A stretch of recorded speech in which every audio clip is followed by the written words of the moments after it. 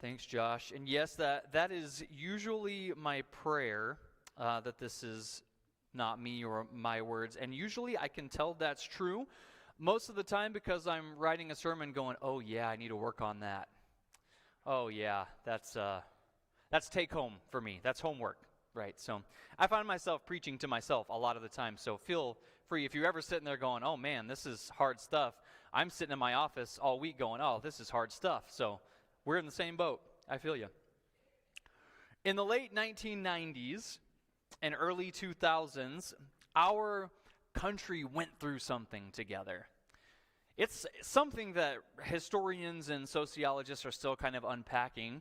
It was a shift in consciousness, maybe. It was an awakening of some sort. And we're still figuring out what all it meant and what all it entailed. In fact, I say late 90s and early 2000s as if it's over. It's not over. We're still living part of it today, and I think you'll see that pretty evidently.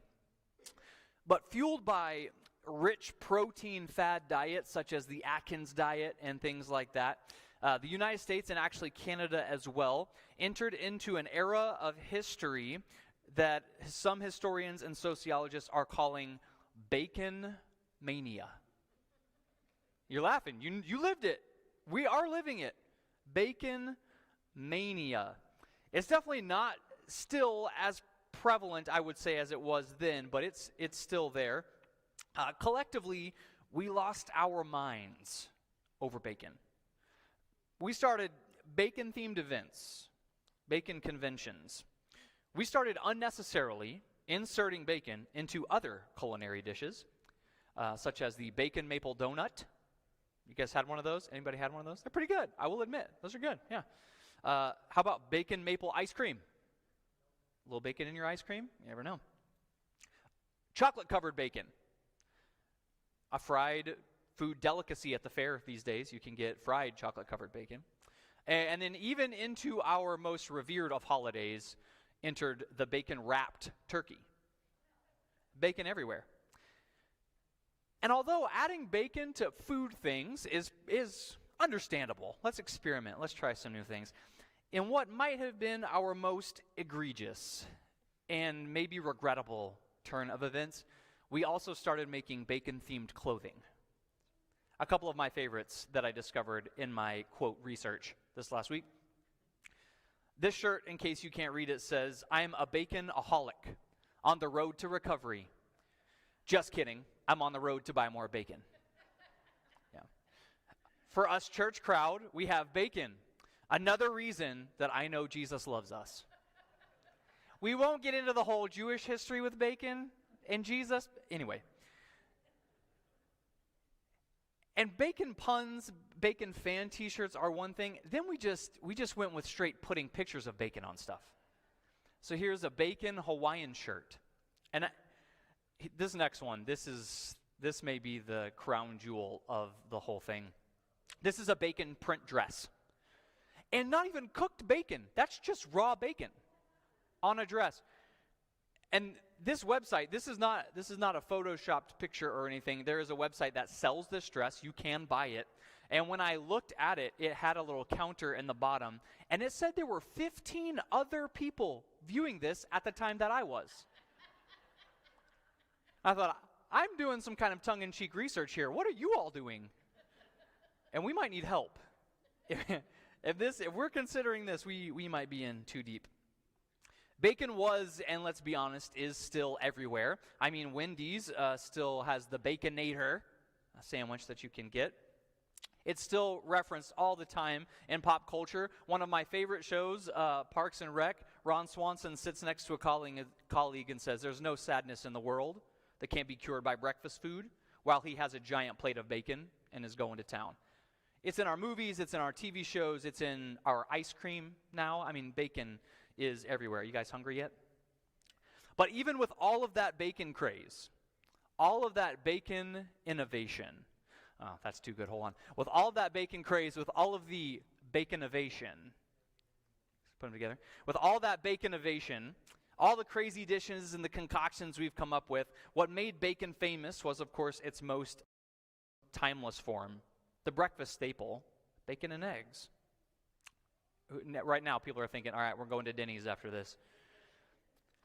So after a brief hiatus for our Vision Sunday event last week, we are back into the book of James. And in fact, we are starting the last chapter of James today, James chapter 5. We will wrap up this series at the end of the month and head into something else in April.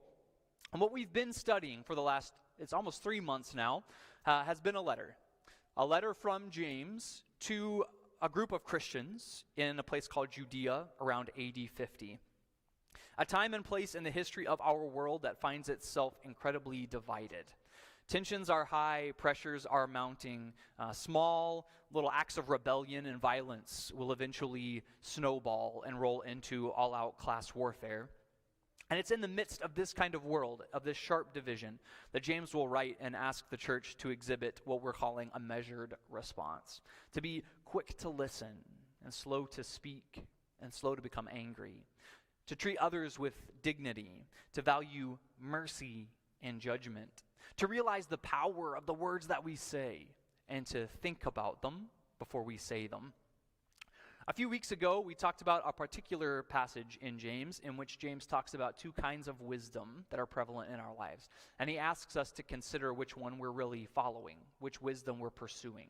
One leads to humility. And the second kind is a little bit of a false wisdom that leads to 2 things, James says, bitter envy and selfish ambition. Jake spoke to us a couple of weeks ago about the passing mist that is our lives and where to put God in the middle of that life. And now, as I mentioned earlier, we dig into chapter 5, and we start with the first 6 verses of James chapter 5, which is a real heart-warmer of a passage. So, if you guys are ready, let's dig in. Now listen, you rich people. Weep and wail because of the misery that is coming on you. Your wealth has rotted, and moths have eaten your clothes. Your gold and silver are corroded. Their corrosion will testify against you and eat your flesh like fire. There goes the hungry feeling I had in my stomach a while ago. You have hoarded wealth in the last days. Look, the wages you failed to pay the workers who mowed your fields are crying out against you. The cries of the harvesters have reached the ears of the Lord Almighty. You have lived on earth in luxury and self-indulgence. You have fattened yourselves in the days of slaughter, and you have condemned and murdered the innocent one who was not opposing you. How's everybody feeling? Uplifted? Good? Ready to go? Go out the door, face a new week? So what is happening here? What is happening in James chapter 5? We keep talking about this sharp division that James is writing to, this situation in the world. But what is the nature of that division? What is it that is separating these people? And in large part, it is money. The world in Judea and Rome is marked by sharp and expansive chasms between the really rich and the really poor. In Rome, the poor lived in rickety shanties that often caught fire and sometimes just collapsed on top of them. Unlike our current setup in the world, the higher up you go in an apartment building, the poorer you are, because the bottom floors actually had running water, and the top floors were just big enough for a bed. And so some of the poorest people lived in those places at the top of the buildings. In Jerusalem, the wealthy lived in spacious homes in the upper parts of the city, and they actually had strategically designed every aspect of the city, and they placed the poor part downwind of the city's sewer system. And while the locations of the rich and the poor were obvious, and the separation between those who had a lot and those who didn't have much was obvious, that's not really what James is talking about. As so often is the case when we go to our Bible and we start learning about things, it's rarely ever the surface level part that we should focus on. What James is worried about is what that money does and what that money says about people and what it does to people and how that money was used and how it treated people. You see, the wealthy landowners leased land to subsistence farmers who at harvest time, once they harvested their crops and sold it, then paid rent to the wealthy landowners. The landowners, though, had more work than they possibly could afford or could hire at one time. There were lots of poor people who wanted a job. So, with all that sort of supply out there, the landowners had no problem randomly spiking the rent. Okay, well, this time it's this now. Because guess what? If you don't want to pay it, There are hundreds of other poor people who are willing to sign on to try to make a small wage, so I can really do whatever I want. Not only that, the resentment, of course, of the wealthy landlords was there from some of the poorer people, but there were limited options, limited resources, and in fact, a few landowners, and you can hear it echoed in this passage, a few landowners had hit squads of hired assassins to take care of tenants who either weren't producing enough, weren't taking care of their bargains, or who just were kind of locked in a contract and they had better prospects out in front of them. So the disdain between these two groups became so palpable that, we've mentioned this before, even the priests in the wealthy areas stopped providing tithe income to the priests in the poorer areas. What we're seeing in this type of situation is that money began to change how people viewed each other. And not only viewed each other, but how they viewed their dignity and their worth. Even amongst priests, the richer priests started viewing the poorer priests as less than worthy. Money began to change the values that people placed on human life.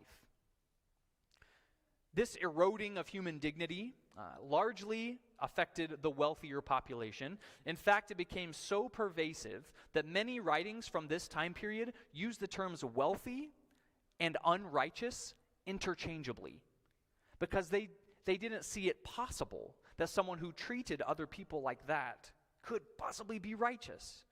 And so wealthy became a synonym for unrighteous. Thus, at the beginning of James chapter 5, James pens a prophetic warning to those rich oppressors.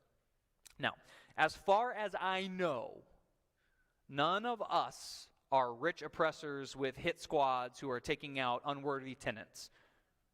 I hope, right? Because I feel like I know all of you, and I don't think that's the case. So what do we do with this passage? The first thing I think we should do is we should acknowledge it. I'll admit, sometimes I read over scriptures like this and I just kind of want to wince a little bit and move on. I think we need to read it. I think we need to acknowledge it. I think we need to read this text slowly to acknowledge the effect that money can have on us as people. To acknowledge that something like this happened in the world. To acknowledge that something like this probably still happens in parts of the world. Maybe even in our world. It might look a little different. But things like this happen. While none of us might fathom to call ourselves wealthy or rich, if we consider a global scale, if we're sitting in this room right now, and especially if we're watching this on a thing called a computer, we have access to resources that many people in our world don't have. And so this morning, I want us to think about our funds. I want us to think about our finances, and I want to ask a few big questions. The most basic question, and the one that we often start with when we talk about finances, is, okay, well, what do I do with my money? Where do I give it? How much do I give? Do I give to the guy standing on the street corner with a sign? What do I do with my money? What I want to do is I want to skip past that question for the moment. Because as I mentioned earlier, I think the Bible is asking bigger and deeper and more important questions about money than what do I do with it? Where do I put it? The first question that this passage in James makes me want to ask is not what do we do with our money, but what does money do to us? What does money do to us? One of the most misquoted passages in Scripture comes to us in 1 Timothy chapter 6. Sometimes you hear it quoted as, money is the root of all evil. I think we can all just reflect on life and say that's not true.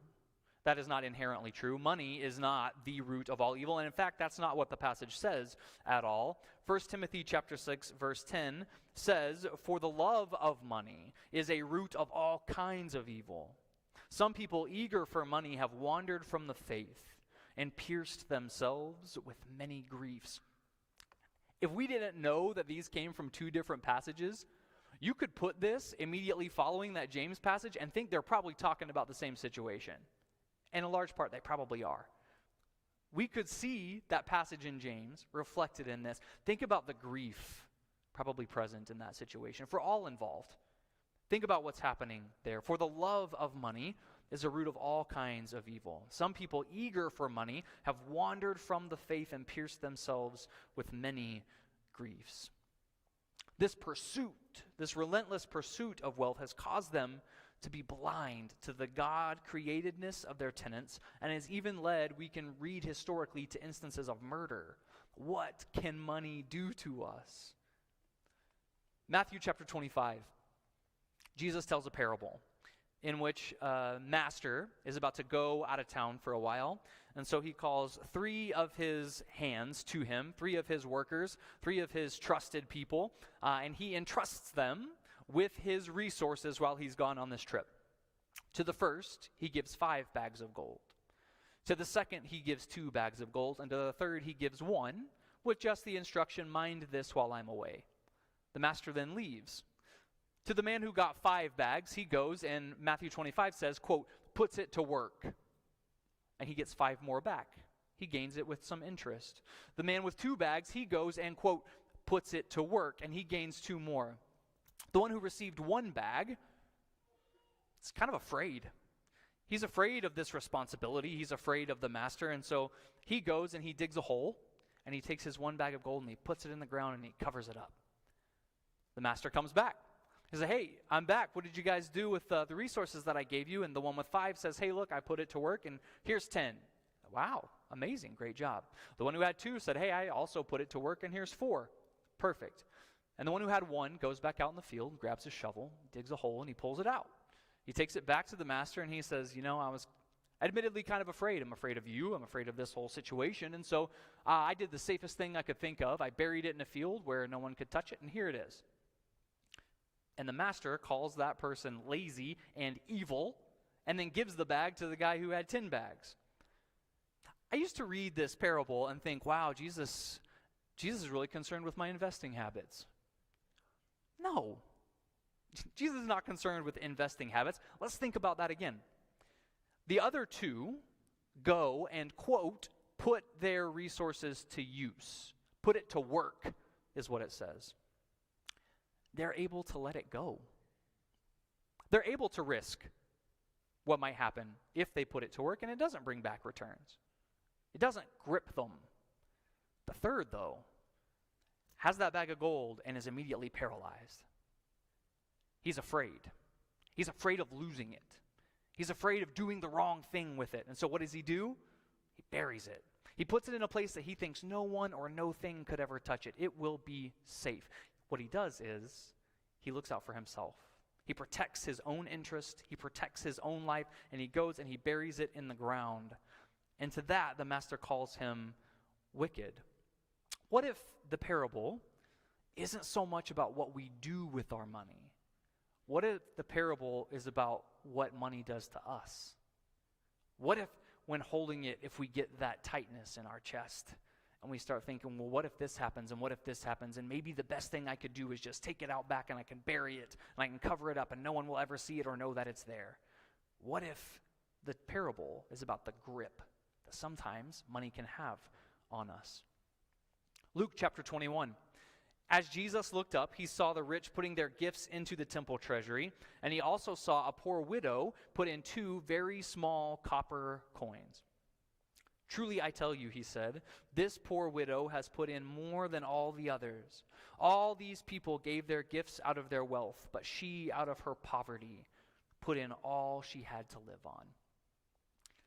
This is why I think the widow's gift is so incredible. The widow's offering is so momentous. It's so noteworthy that Jesus comments on it. Because she didn't have a lot of coins to get rid of. She didn't have a lot of coins to let go of. But those coins that she had did not grip her. They did not have a hold of her. And I think I've been in situations where I didn't feel like I had very many coins. And I can tell you, my own temptation would be to take those 2 coins and sock them away somewhere and think, well, maybe in a couple weeks I'll have 2 more and then I'll have 4. And then maybe a couple weeks after that, I'll have 6 coins. And now I'll be on my way to a little nest egg somewhere so that I know everything will be okay and we'll be safe and good to go. The temptation will be to hoard those and keep them up tight and hold them within our hands. And she is not gripped by that.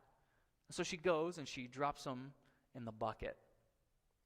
History tells us that a lot of times these buckets were large metal and they had funnels on the top. And so what happened is the more wealthy people would bring a big bag full of their coins, and they would very ceremoniously dump it into this metal funnel, and it made this big loud ringing sound, and people would know, hey, that was a big gift.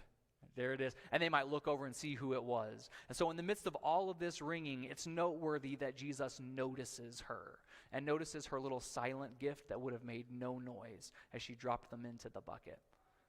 And that's what makes her gift incredible. She's not gripped by it. She's not worried about putting it in the field and burying it so that no one can touch it. She can give, and she can give freely. Back to bacon. Bacon and eggs. The classic breakfast fare, provided largely by two animals, the chicken and the pig. But when it comes to breakfast, they contribute in vastly different ways. The chicken gives a little bit and moves right on. But in order to get bacon, the pig is wholly invested. When we give our lives to Jesus, when we claim the name of Christ, we pledge to live our lives and give our lives in service to the kingdom of heaven. All of it. Every part of our lives, even our finances. We cannot begin to have influence in a divided world when we're divided within ourselves. We cannot begin to have influence in a divided world when we speak about the abundance of the grace of God and we speak about God's provision, and then we turn around and act like the world is falling apart and we have to hoard everything just in case. Very often, pigs get a bad rap. Calling someone a pig is not usually a good thing. For that fact, neither is a chicken. But in this case, let's go be pigs. Let's go be pigs. Be fully invested. Commit.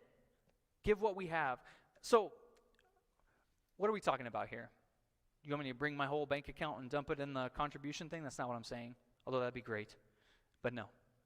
What are we talking about here? When we're fully invested, when we're living our lives and we're giving our lives to Jesus, I think the questions change. When we talk about finances, we don't often, if we're fully invested, we're not asking, what do I do with my money? And we're not asking, what does money do to us? But if we're invested in following Jesus, I think the question might become, what can money do for others? What can our resources do to better this situation?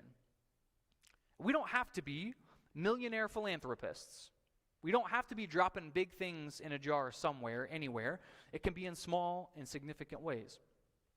For instance, it's kind of a not-so-secret secret that Sunday after church is about the worst time to work as a waiter or a waitress. You know why? Historically, church people going to lunch after church are the worst and stingiest tippers on the planet. Can we change that? I feel like that's a small example of how we can show to the world that we believe in the abundance of God and honor the dignity in other people. Honor the dignity and the God-createdness of the others who help take care of us. As followers of Jesus in a divided world, may we begin to ask different questions about our finances. Maybe the biggest one being, how can we use our resources to recognize and honor the dignity of other people? So often, and especially in James chapter 5, wealth is used to take away that dignity and take away that honor from those who don't have as much. How can we use ours to do the opposite?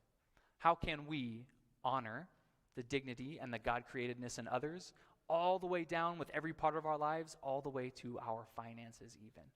Let's go through those doors today and go live like we believe in the abundance of God and live like we believe in the dignity and the God-createdness of others. If we can help you in any way today, if I can pray for you or help you in your faith journey, would you please come and find me as we stand? And Josh leads us in one more song.